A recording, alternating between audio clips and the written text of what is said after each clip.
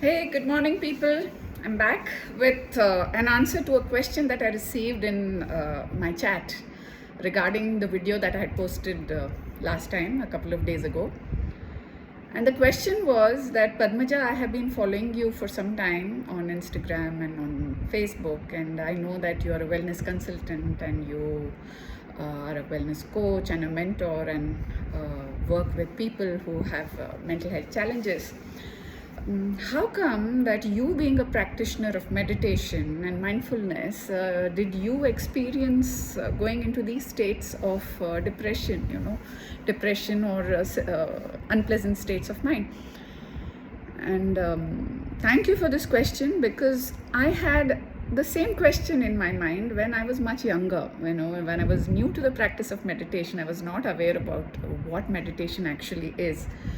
And I used to wonder, that I used to imagine or assume, let us say, that people who meditate are sorted and they have got in touch with God and they have a hotline to God, and then they don't feel all these unpleasant things, right? So I would like to share with you my experience. So whatever I share on my videos is only based on what I have learned from my teachers and some of the teachings that I have been exposed to, and my own experience of life.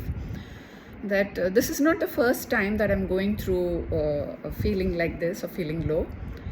I have felt like this several times in the past. It is just that when we were younger, we were not aware of this term called depression or anxiety or any of these things, and we went through these phases without even knowing what was happening to us.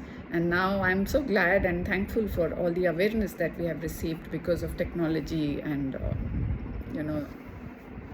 all of us coming closer. So I see that over the years my response to such situations and feelings in life has changed. I've become more responsive. I do not complain anymore. I do not point fingers anymore. I do not hold anybody else responsible for what I am going through or what I am feeling.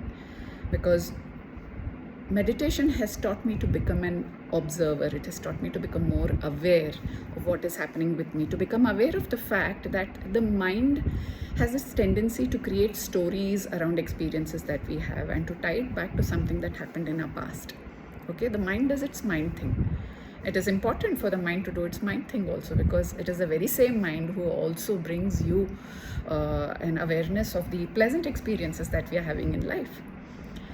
But meditation has helped me to go get in touch with the feelings and sensations in my body, to become more grounded in my body and to become more human. It has helped me to enjoy the humanness of our existence even more. Now, when I feel a contraction in my heart, when I'm sad, or when I feel panicky in my belly, when I'm fearful, I notice that and I sit with that feeling. I studied about this term called emodiversity when I did a course on the science of happiness with the Berkeley University, where they say that the people who allowed themselves to experience and to be exposed to a wide range of emotions were much more happier compared to the people who chose to only choose pleasant emotions like happiness and joy and excitement and such emotions. So meditation has actually helped me to become aware of these emotions, first of all. And the second thing is, I would like to share two quotes that have played a very important role in my life, which I learned from my teacher, Nitya. The first one being, the only way is through. The only way is through. That these feelings and emotions are just asking to be held. They are asking to be felt, to fully feel what you feel and to heal. Right? So when you get into your body and not get caught up in the stories of your mind, you stay with your emotions, and these emotions arise and they pass. They arise and they pass. And that is the only way. There is no other way. Right?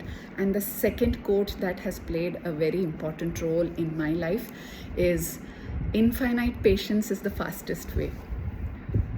It is such a profound quote. It is such a profound truth that there is nothing closer to the truth than this one quote, that infinite patience is the fastest way.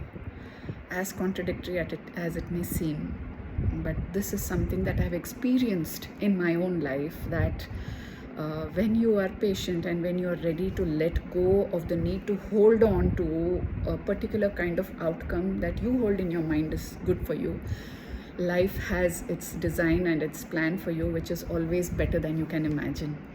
And becoming engaged in my body when I notice emotions arise has been the best gift that I have received from meditation.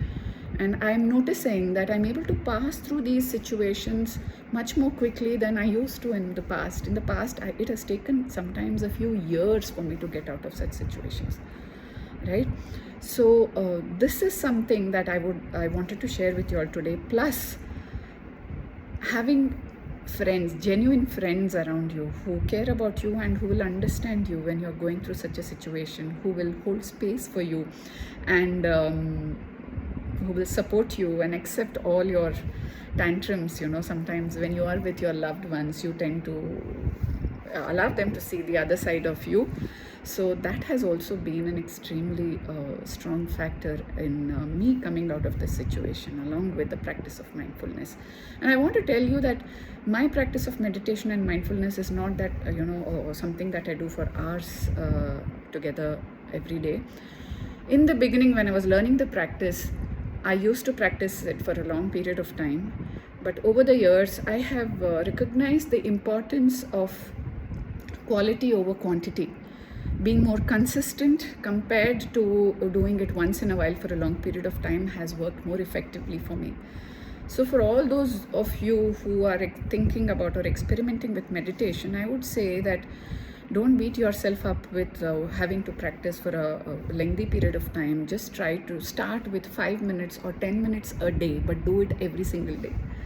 I have a very dear friend, Jaideep, and he started this practice, and he's going to complete 2 years without giving up on a single day of practice of meditation this very week. I had a chat with him yesterday, and it is so inspiring to listen to such stories from friends. And he also practices it for a minimum of 5 to 10 minutes, and sometimes he's able to do it for a long period of time. But that consistency, he says, has transformed his life, right? So thank you, Jaideep, for that fact, or for sharing about your practice. And I will see you all again on more videos with more questions that I have received in my inbox. And all of you all have a great day.